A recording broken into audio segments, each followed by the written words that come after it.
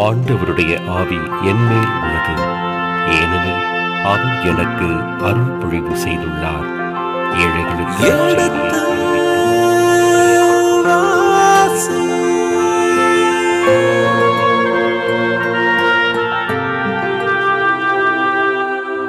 எடுத்து வாசி.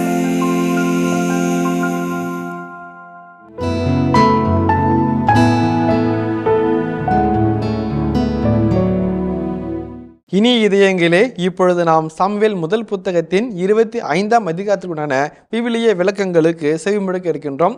வாருங்கள், உங்கள் சார்பாக தந்தைக்கு வணக்கம் சொல்லி நிகழ்ச்சி தொடங்குவோம். வணக்கம் தந்தை அவர்களே.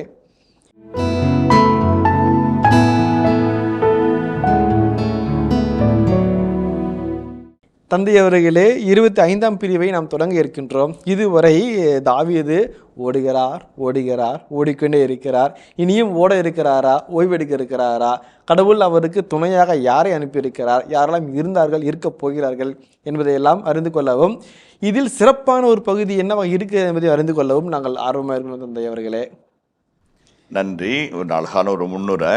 இப்போ சவுலினுடைய கொடிய பார்வையிலிருந்தும் கொடூர செயல்பாடுகளிலிருந்தும் தாவீது தன்னை தப்பித்துக்கொள்ள பல்வேறு வழிவகைகளை தேடுகிறார்.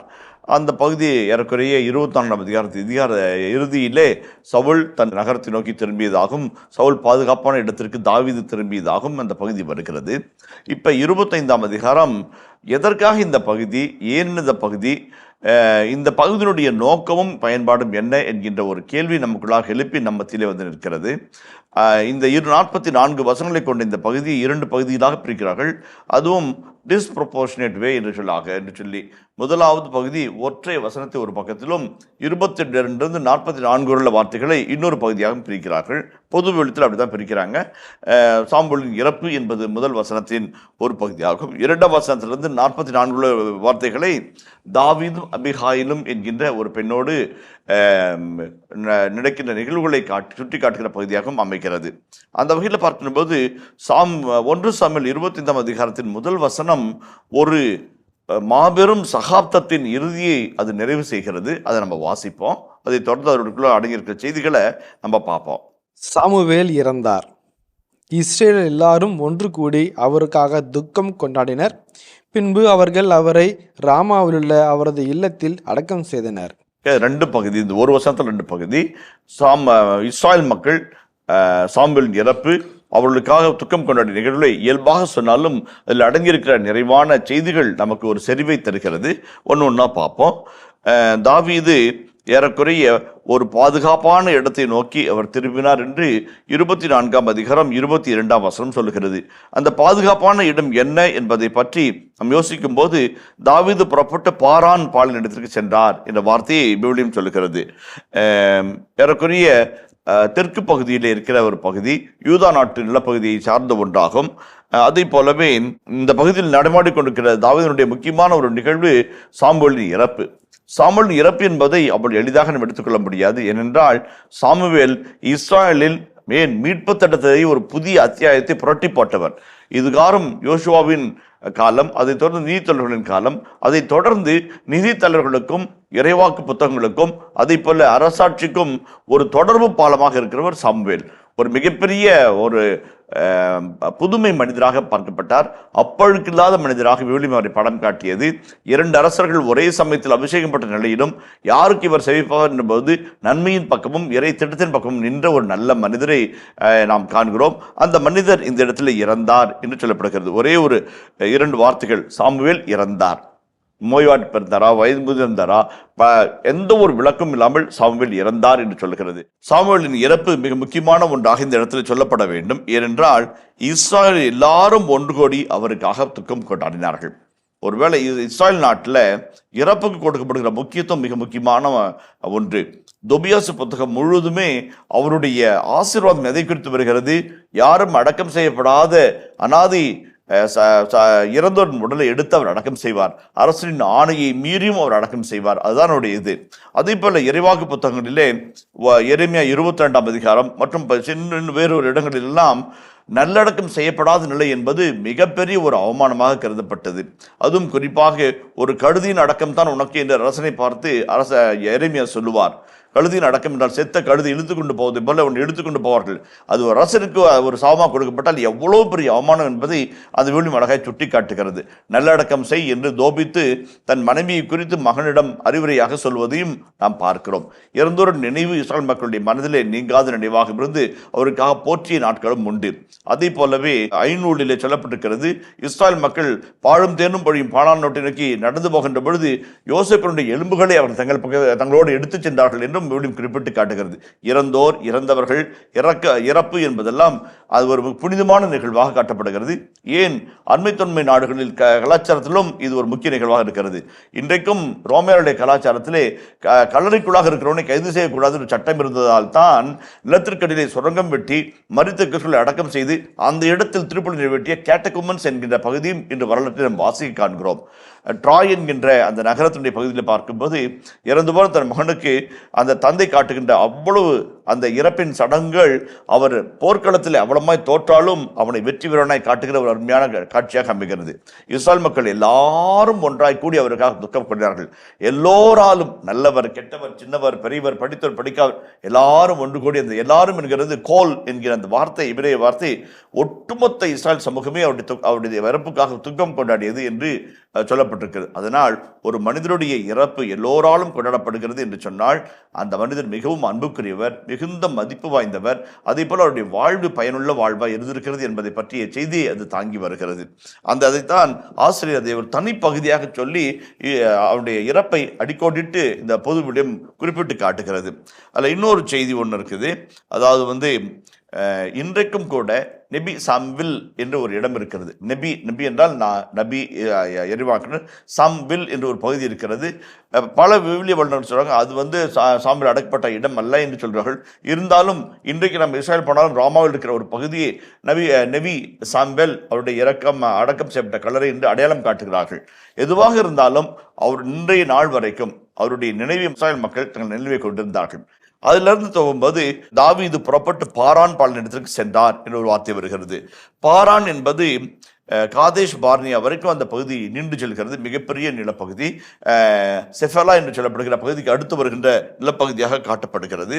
1 சாமுவேல் 23, 24, 25 பகுதிகளிலே இந்த இடம் தாவீதுக்கு மிகவும் பிடித்தமான ஒரு இடமாக, தங்குகின்ற ஒரு இடமாக சுட்டி காட்டப்படுகிறது. அதே போலவே பாரான் பகுதிக்கு அவர் புறப்பட்டு போனார் என்று சொல்வதன் வழியாக ஆசிரியர் ஒரு உள்ளீட்டை வைப்பதாகவும் ஒரு சில விவரங்கள் சொல்றாங்க. குறிப்பாக இஸ்ராயல் மக்கள் அந்த 15:3 வாசிங்களே, யோசுவா 15:3 தெற்கு நோக்கி அக்கிரபீம் மேட்டை தாண்டி சீன் பாலினத்தை கடந்து தெற்கே காதேசு பர்னேயாவை நோக்கி மேலே ஏறுகிறது. எஸ்டோனை கடந்து அர்த்தாறு வரை ஏறி கர்காவை நோக்கி திரும்புகிறது. அந்த பகுதியை விளக்கி சொல்றாங்க. இப்ப எண்ணிக்கை நூல் 10ஆம் அதிகாரம் 12ஆம் வசனத்தை வாசிப்போமே. இஸ்ரேல் மக்கள் சீனாய் பால்நிலத்திலிருந்து பகுதி பகுதியாக கடந்து சென்றனர். பாரான் பால்நிலத்தில் மேகம் தங்கிற்று. பாரான் பாலைவனத்தில் பகுதி பகுதியாய் அவர்கள் கடந்து சென்றார்கள். சீனாய் மலையிலிருந்து எதை குறித்து காட்டுகிறது? மலை உச்சியிலே தாவீதும் சவுலும் சந்திக்கிறார்கள். அவர் நாடு திரும்புகிறார், நகரம் திரும்புகிறார், மையம் நோக்கி திரும்புகிறார். இவர் பாரான் பகுதி திரும்புகிறார். இஸ்ரேலுக்கு இணையாக தாவீதுடைய பயணத்தை ஆசிரியர் குறிப்பிட்டு காட்டுகிறார். அங்கே பாரானை நோக்கி பயணப்படுகிற இஸ்ராயல், இங்கே பாரானை நோக்கி புறப்பட்டு போகிற தாவீது. இஸ்ராயல் பட்ட துன்பங்கள், இஸ்ராயல் பட்ட பாடுகள், இஸ்ராயல் பெற்ற வாக்குறுதிகள், இஸ்ராயல் பட்ட பலங்கள், ஆசைகள் தாவீதுக்கும் சொந்தமாகும் என்பதை ஆசிரியர் அடிக்கோடிட்டு காட்டி ஒரு துக்கத்தினால் அவர் ஆசீர்வாதம் இழந்துவிடவில்லை, அவரை ஆண்டவரின் ஆசீர்வாதம் தொடர்ந்து வருகிறது என்பதை ஒரு குறியீடாக சொல்வதாக ஒரு சில விவிலிய வல்லுநர்கள் விளக்குகிறார்கள். அதை தொடர்ந்து இந்த பாரான் பகுதி என்பது தகுந்த பாதுகாப்புள்ள இடமாக, சவுலின் பார்வையிலிருந்தும் சவுலின் கண்ணியிலிருந்தும் தப்பிக்கும் ஒரு இடமாகவும் இந்த இடம் பார்க்கப்படுகிறது. ஒரு புவியியல் அமைப்பிலே மிக ஒரு பாதுகாப்பான பகுதி என்றும் சொல்வதனால் பலருடைய வாதங்களுக்கு எதிராக நிலவி பேர் மாவோன் என்ற பகுதியில் அவர் பதுகியிருந்தார் என்று சொல்கிறார்கள். அதற்கு மாற்றாக பாரான் பகுதி இந்த பகுதி சுட்டி காட்டுவதாக வெளிமண்டல சொல்றாங்க. இப்ப பாரான் பகுதியில் தங்கியிருக்கிற இந்த தாவீது ஒரு முக்கியமான ஒரு நிகழ்வை நோக்கி நகர்ந்து போகிறார். ஒரு நிகழ்வை நோக்கி இந்த பகுதி நம்மை நடத்தி செல்கிறது. அது 2ஆம் வசனத்திலிருந்து 44ஆம் வசனம் வரைக்கும் விரிந்து கொடுக்கிறது. ஒரு இயல்பான ஒரு சின்ன நிகழ்வு. ஏன் இந்த கதை இங்கே வச்சிருக்கிறாங்க என்பதற்கான செய்தியை ஆசிரியர் எந்த இடத்தில் சொல்கிறார் என்பதை நாம் தேடி பார்ப்போம். 25 2ஆம் வசனம். கார்மேலில் சொத்துகளுடைய ஒருவன் மாவோனில் இருந்தான். அம்மனிதன் செல்வம் மிக்கவன். அவனுக்கு 3000 ஆடுகள் 1000 வெள்ளாடுகளும் இருந்தன. அவன் கார்மேலின் தன் ஆடுகளுக்கு ரோமம் கத்தரித்து கொண்டிருந்தான். ஓகே, இப்ப கார்மேலில் சொத்துக்களை உடைய ஒருவன் மாவோனில் இருந்தான். மாவோன்ல தான் இருக்கிறான். அவனுடைய சொத்து வந்து எங்க கார்மேல்ல இருக்குது, சொந்த இடத்துல இருந்து போகுது. அப்ப மூவபிள் ப்ராப்பர்ட்டிம்பாங்க, இம்மூவபிள் ப்ராப்பர்ட்டி. இப்போ வீடு, கூடாரம், இதெல்லாம் வந்து இம்மூவபிள் ப்ராப்பர்ட்டி. நிலம், நிலத்தினுடைய சொத்துக்கள், இதெல்லாம் அசையா சொத்துக்கள், இம்மூவபிள் ப்ராப்பர்ட்டி. ஆடு, மாடு, ஒட்டகங்கள், கழுதைகள், இவைகளெல்லாம் மூவபிள் ப்ராப்பர்ட்டி. ரெண்டு வார்த்தை, ஜோன் என்ற ஒரு வார்த்தையும் பக்கார் என்ற ஒரு வார்த்தையும் இப்படியே சொல்லி இருக்கிறது. மூவபிள் ப்ராப்பர்ட்டி, இம்மூவபிள் ப்ராப்பர்ட்டி என்றுதான் சொல்வார்கள். இந்த வகையில் பார்க்கிற போது மாவோனில் இருக்கிற இந்த மனிதன் ஆடு மாடுகளை, ஒட்டகங்களை, கழுதைகளை மலைப்பாங்கான புல்வெளி உள்ள கார்மலுக்கு அழைத்து செல்கிறான். அது ஒரு பகுதி. Poverty moves towards Carmel. முதல் செய்தி. இரண்டாவது செய்தி, அம்மனிதன் செல்வம் மிக்கவன். இந்த இணைச்சட்ட வரலாற்று முலாசை சொல்லுகிற அழகான செய்தி என்னவென்றால், ஒவ்வொருவரும் அவருடைய திராட்சை தோட்டத்திலே அவருடைய அத்திமரத்தின் கீழ் அமர்ந்து வாழ்கிறது தான். Everybody in his vineyard under the fig tree என்று ஒரு அழகான செய்தி இருக்கிறது. அதனால் அவங்க வளமையான இடத்துல, அவங்க சொந்த இடத்துல அவங்க குடியிருக்கணும், சொந்தமாக உழைச்சி சாப்பிடணும், நிம்மதியாக வாழணும், எல்லாருக்கும் அந்த ஆசீர்வாதம் கிடைக்கணும். இதுதான் வந்து ஒரு உன்னதமான கோட்பாடாக, ஆண்டு ஆசிரியந்த வாழ்வாக இறைச்சற்ற வரலாற்று விஷயம் சொல்லிக் கொண்டிருக்கிறார். இப்போ தாவீது வருகிறார், சவுல் வருகிறார், மன்னராட்சி பற்றிய எண்ணங்கள் உள்ளே போகிறது. ஆக ஆசிரியர் ஒரு அழகான செய்தி சொல்கிறார். ஒரு மனிதன் செல்வம் மிக்கவனாக இருக்கிறான். அவனை எப்படி அறிமுகப்படுத்துகிறார்கள்? நல்லவன் என்றோ கெட்டவன் என்றோ மேட்டுக்குடி கீழ்குடி என்றோ இல்லாமல் செல்வம் மிகுந்தவன் என்று சொல்லி அவரை அறிமுகப்படுத்துகிறார். அந்த பொருளாதார பேதத்தை இந்த பகுதியிலிருந்து நாம் காண ஆரம்பிப்போம். தொடர்ந்து வருகிற பகுதிகள் எல்லாம் ஒரு மனிதனுடைய செல்வத்தை குறித்து, அவனுடைய நல்லவனா கெட்டவனா அதை தவிர்த்து அவனுடைய செல்வத்தை குறித்து பேசுகிற செய்திகள் நிறைய வரும். அதான் அம்மனிதன் செல்வம் மிக்கவன். இந்த மாதிரி வார்த்தைகள் இதுவரைக்கும் யோசுவா புத்தகத்திலிருந்து இங்கு வரைக்கும் வந்ததே இல்லை. முதன்முறையாக இந்த அரசாட்சி, அதிகாரம், பதவி, போட்டி மற்றும் அது நம்ம எங்கிட்டு செல்கிறது, செல்வம் சில கரங்களிலே குவிந்து இருக்கிறதை குட்டி காட்டுகிறது. அந்த வகையில் நாபாலை பற்றி ஒரு செய்தி நம்ம வாசிக்க இருக்கிறோம். அவனுக்கு 3000 ஆடுகளும் 1000 வெள்ளாடுகளும் இருந்தன. 3000 ஆடுகள் 1000 வெள்ளாடுகள்லாம் கிட்டத்தட்ட ஒரு பெரிய ப்ராப்பர்ட்டி, ஒரு மிகப்பெரிய மந்தையினுடைய மனிதராக இருக்கிறான். இப்போ இந்த 3000 ஆடு 1000 வெள்ளாடு பார்த்துக்கிறது எவ்வளோ பேர் வேணும், எவ்வளோ வேலையாட்கள், எவ்வளோ கூலியாட்கள், அதில் எத்தனை அடிமைகள், இதெல்லாம் உள்ளுக்கு வாங்கிக்கணும். அதை தங்க வைக்கிறதுக்கு பட்டி போடுறது, கூடாரம் அமைக்கிறது, அதுக்கு உணவு கொடுக்கறது, தண்ணீர் கொடுக்கறது, அதை ஓட்டு செல்வது, மேய்ப்பது, ஒரு it's almost like a factory மாதிரி. அப்போ அவன் கார்மேலில் தன் ஆடுகளுக்கு ரோமம் கத்தரித்து கொண்டிருந்தான். அவனும் அவனை சார்ந்த வேலையாட்களும் மாவோனில் தங்கியிருக்கிறாங்க. ஆனால் ஆடுகள் அங்கே இருக்குது. ஏன்னா நீச்சலுக்காக, நீருக்காக அங்கே வந்து மயிர் கத்திரி. ஒரு மனிதருக்குரிய உள்ள செம்மறி ஆடோ அல்லது வெள்ளாடுகளோ அது எதற்காக வளர்ப்பார் என்றால் 4 காரியங்களுக்காக வளர்ப்பார்கள். ஒன்று, ஆட்டுப்பால், பாலாடை கட்டி தயாரிப்பார்கள், ரோமம் தயாரிப்பார்கள், ஆட்டினுடைய இறைச்சிக்காக இருப்பார்கள், அதே ஆட்டினுடைய தோலுக்காக. இப்படி 4 வகைகளிலும் பயனுள்ள ஒரு பொருளாக வெள்ளாடுகளும் அல்லது செம்மறி ஆடுகள் பயன்படுத்தப்படுது. அதுவும் குறிப்பாக வெள்ளாடுகளுக்கு ஆண்டில் 2 முறை மயிர் கத்தரிப்பார்கள். அதை கத்தரித்து தோலாடைகளை தயாரிப்பது, கம்பளிகளை தயாரிப்பது உள்ளிட்ட விலையுயர்ந்த பொருட்களுக்கு அவைகளை பயன்படுத்துவார்கள். அது அப்படி கத்தரிப்பது என்பது ஒரு சடங்காக, ஆண்டோருக்கு அர்ப்பணிக்கப்பட்ட சடங்காக செய்து நன்றி நிறைவாக விழா எடுப்பதும் உண்டு.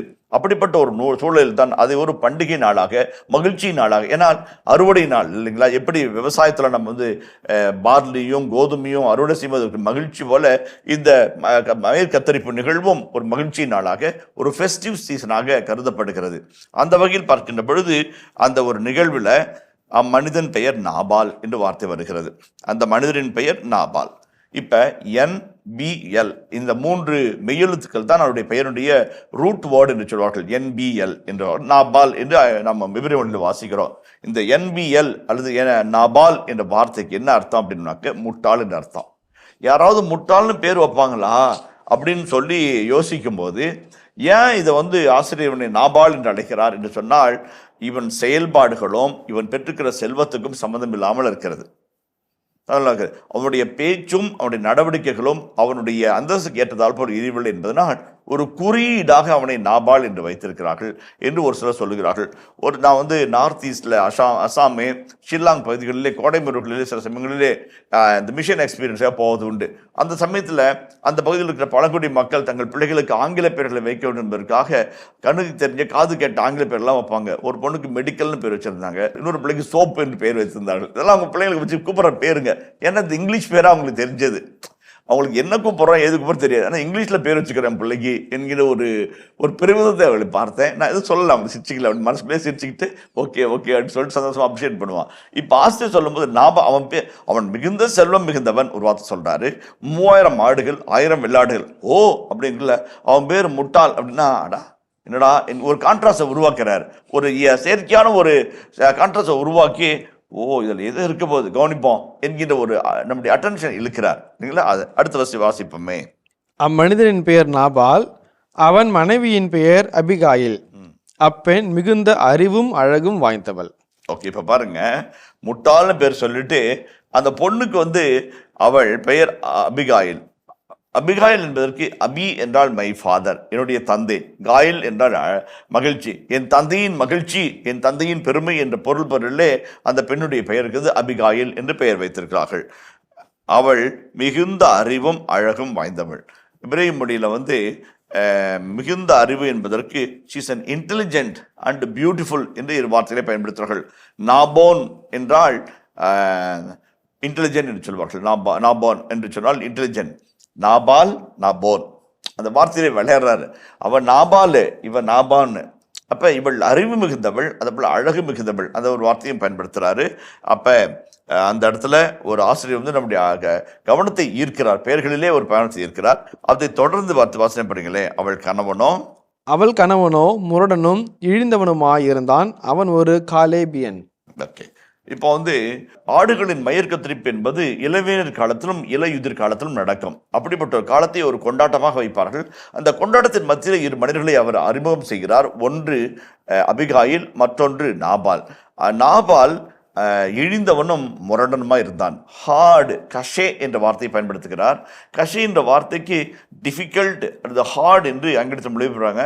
ரொம்ப கஷ்டம் சமாளிக்கிறது, இவனை வச்சுட்டு போடுற பாடு ஐயோ அப்படின்றமில்ல, அந்த மாதிரி ஒரு கேரக்டர் இல்லைங்களா. ரொம்ப கஷ்டம், இந்த ஆளுகள் குடும்ப நடத்துவதெல்லாம் ஆகாதுங்க, ஏதோ நானாக இருக்கும் தப்பிச்சேன் என்று ஒரு சிலர் சொல்லுவார்கள். அதே போல ஒரு very hard to tackle, hard to deal with என்கிற அந்த வார்த்தையை பொருள்படுமாக இப்ரேய மொழியிலே கஷே என்ற வார்த்தையை பயன்படுத்துகிறார்.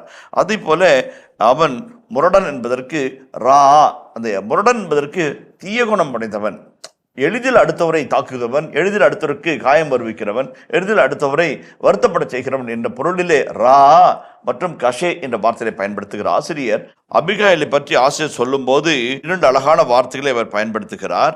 அவள் மிகுந்த அறிவும் அழகும் வாய்ந்தவள் என்று பயன்படுத்துகிறார். மிகுந்த அறிவு, அழகு.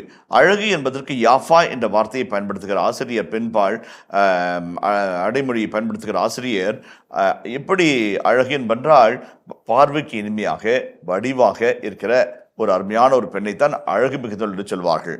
அதே போல அறிவு மிகுந்தவள் என்று சொல்லும்போது அறிவு என்பதற்கு ஷகால் என்ற வார்த்தையை ஆசிரியர் பயன்படுத்துகிறார். இப்ரேய மொழியிலே ஷகாலும் யாஃபாவும் இணைந்து வருகின்ற பொழுது அறிவும் அழகும். அழகு என்பது கண்ணுக்கு விருந்தாக, அறிவு என்பது ஈர்த்துக்கு வந்ததாக, ஒரு இனிமையான வாழ்க்கை துணைவி என்பதற்கு அறிவும் அழகும் என்று சொல்வார்கள். ஒரு அழகான அறிவு, அருமையான அழகு, இரண்டு இணைந்து போகிற ஒரு நிலைமை. ஆசிரியர் வந்து அப்படி சொல்லாம வந்து இந்த பெண்ணையும் தாவீதுக்கும் ஒரு முடிச்சு போடுகிறார். ஏனென்றால் தாவீதை பற்றி பேசும்போது ஷக்கால் என்ற அதே வார்த்தையை பயன்படுத்துகிறார். அப்ப இது படிக்கிறவர்கள் தாவீது கூட இந்த வார்த்தை தான் ஆசிரியர் பயன்படுத்தினாரு, அறிவு மிகுந்தவன், நுண்ணறிவு மிகுந்தவன் என்றெல்லாம் சொன்னாரே, அப்ப இந்த பொண்ணுக்கும் அந்த ஆருக்கும் என்ன சம்பந்தம் என்கிற ஒரு கேள்வி நமக்குள்ளாக இருக்கிறார். அது முதலாவது காரியம். இரண்டாவதாக பார்க்கின்ற பொழுது அடுத்த வரியே அறிவும் அழகும் என்று சொன்னவன் அந்த பெண்ணை ஆணை பற்றி பேசும்போது முரடனும் இழிந்தவருமாக இருக்கிறான் என்று வார்த்தை பயன்படுகிறார். அந்த இடத்துல 2 வார்த்தைகள் அங்கே வந்து கசே என்கிற வார்த்தையை பயன்படுத்துகிறார். அது வந்து டிஃபிகல்ட், அந்த ஹார்ட் என்று ஆங்கிலத்தில் மொழிபெயர்க்கிறார்கள். தமிழில் சமாளிக்க முடியாத ஒரு ஆள், சமாளிக்க முடியாத ஆள், very difficult to deal with.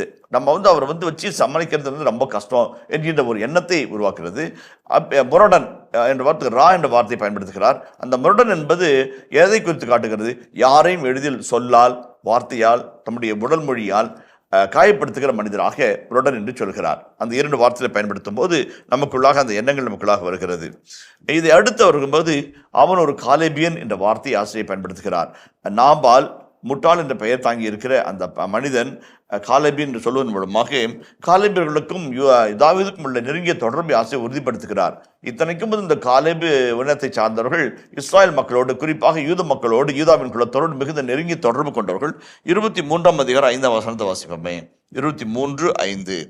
Nabal தன் ஆடுகளுக்கு ரோமம் கத்தரிப்பதாக தாவீது பாலினத்தில் கேள்வியுற்றார். தாவீது அங்கே 10 இளைஞர்களை அனுப்ப எண்ணி 10 பேரை அழைத்து, நீங்கள் கார்மேலுக்கு சென்று அங்கே நாபாலை கண்டு என் பெயரால் அவனுக்கு சமாதான வாழ்த்து கூறுங்கள். அவனை நோக்கி, உமக்கும் உம் குடும்பத்துக்கும் உமக்கு உள்ள அனைத்துக்கும் நலம் உண்டாவதாக. ஆடுகளுக்கு ரோமம் கத்தரிப்பவர்கள் உம்மிடம் இருக்கிறார்கள் என கேள்வியுற்றோம். உம் இடையர்கள் எங்களோடு இருந்தார்கள், நாங்கள் அவர்களை துன்புறுத்தியதில்லை.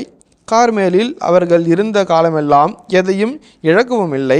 உம் பணியர்களை கேளும், அவர்கள் உமக்கு சொல்வார்கள். ஆதலால் இந்த இளைஞர்களுக்கு உம் கண்ணில் தயவு கிடைக்கட்டும், ஏனெனில் நாங்கள் ஒரு திருவிழா நாளில் வந்துள்ளோம். உம்மால் கொடுக்க முடிந்ததை உம் அடியார்களுக்கும் உம் புதல்வன் தாவீதுக்கும் தந்தருள்க என கூறுங்கள் என்று சொல்லி அனுப்பினார். அழகான ஒரு செய்தி. தாவீது 10 இளைஞர்களை அழைத்து ரோமம் கத்தரித்து கொண்டிருக்கிற நாபாலிடம் தூதுவர்களாக அனுப்புகிறார். அவர்களை பார்த்து இப்படி எல்லாம் சொல்லுங்கள் என்று சொல்லி ஒரு அழகான உரையை அவர்களுக்கு உரைக்கிறார். அந்த உரையானது எப்படிப்பட்டதாக இருக்குது என்று சொன்னால், ஏதோ உடன்படிக்கையின் பத்திரத்தை வாசிக்கிறதை போல, நீயும் நானும் உடன்படிக்கை செய்து கொண்டோம், நான் செய்ய வேண்டியவற்றை நான் செய்துவிட்டேன், நீ செய்ய வேண்டியது எனக்கு செய் என்று கேட்பதை போல ஒரு அழகான உடன்படிக்கையினுடைய அத்தாட்சி பத்திரத்தை வாசிப்பது போல அந்த உரை இருக்கிறது. அந்த உரையின் முதல் பகுதியிலே ரொம்ப அழகான வார்த்தை, கார்மேலுக்கு சென்று அங்கே நாபாலை கண்டு என் பெயரால் அவனுக்கு சமாதான வாழ்த்து கூறுங்கள். ஷலோம் என்கிற அந்த வார்த்தை, சமாதான வாழ்த்து என்பது மிக முக்கியமான ஒரு வார்த்தை. நம்ம 2 பேத்துக்குள்ள இருக்கிற உறவு இன்மையான உறவு. ஏன்னா நீ காலேபியன், நான் யூத குலத்தை சார்ந்தவன். ஒருவருக்கு தொன்று நாம் உதவி கொண்டு வந்திருக்கிறோம். ஒருவருக்கு அரணாக இருந்திருக்கிறோம். ஒருவர் உறவினராக வாழ்ந்திருக்கிறோம். சமாதான வாழ்த்து முதலாவது. 2வது, அவனை நோக்கி உமக்கும் குடும்பத்துக்கும் உமக்குள்ள அனைத்துக்கும் நலம் உண்டாவதாக. உனக்கு, உன் மனைவிக்கு, உங்கள் பிள்ளைங்களுக்கு, உங்களுடைய சொத்துக்களுடைய எல்லா சுற்றத்துக்கு. அப்போ சமாதானம் என்பது உனக்கு மட்டுமல்ல, உன்னை சுற்றுள்ள எல்லாத்துக்கும். ஏன்னா அந்த சமாதானத்தை கொண்டு வந்தது நான் தான். தாவீது சொல்லுகிறார். அடுத்து பாருங்க, அடுத்த வசனம். முதல்ல முகமன் சொல்லி வாழ்த்து சொல்லி அவருக்கு ஆசீர்வாதம் கொடுக்கிறார். கடவுள் பெயரால் வாழ்த்துகிறார். இனிய இதயங்களே, எடுத்து வாசி நிகழ்ச்சியில் சாமுவேலின் முதல் புத்தகத்துடனான விவிலிய இறை வசனங்களுக்கு செவிமடுத்துக் கொண்டிருக்கின்றோம். இதன் தொடர்ச்சியை மீண்டும் அடுத்த பகுதியில் பார்ப்போம். அதுவரை இணைந்திருங்கள். இயேசுவுக்கே புகழ், இயேசுவுக்கே நன்றி, மரியே வாழ்க. இப்ப அலைஞ்சி தெரிஞ்சுட்டு இருக்கிறேன், சொந்த ஊர்ல, நாடுல இந்த மாதிரி சின்ன சின்ன காரியங்கள் செஞ்சு அதுல வர காசை வச்சு நாங்கள் பொழைச்சிக்கிட்டு இருக்கிறோம் சொல்லாமல் சொல்லுகிறார். ஒருவருடைய தன்மையையும் ஒருவருடைய தரத்தையும் சரியாக மதிக்க தெரியாதவர்கள் மூடர்கள், இல்லைங்களா? இப்போ ஒருத்தருக்குரிய வேண்டிய மரியாதையை, அவருக்குரிய மரியாதையை கொடுத்தோம் என்றால் அது நியாயம், தர்மம். அந்த தர்மத்தை தாண்டி நடக்கிறது தான் மூடர்கள். அந்த இடத்துல உங்க ஆளுங்க நிதானமா இருந்தாங்க, பாதுகாப்பு இல்லாம இருந்தாங்க. எங்க ஆளுங்க பாதுகாப்பு கொடுத்தாங்க. நாங்களே தட்டி தூக்கி இருக்கலாம், தூக்கல. உங்க ஆளுங்களுக்கு பாதுகாப்பு கொடுத்தோம், அரணா இருந்தோம். இப்ப ஒரு திருவிழா நாளில் நாங்கள் வந்துள்ளோம். ரொம்ப அழகான காட்சி.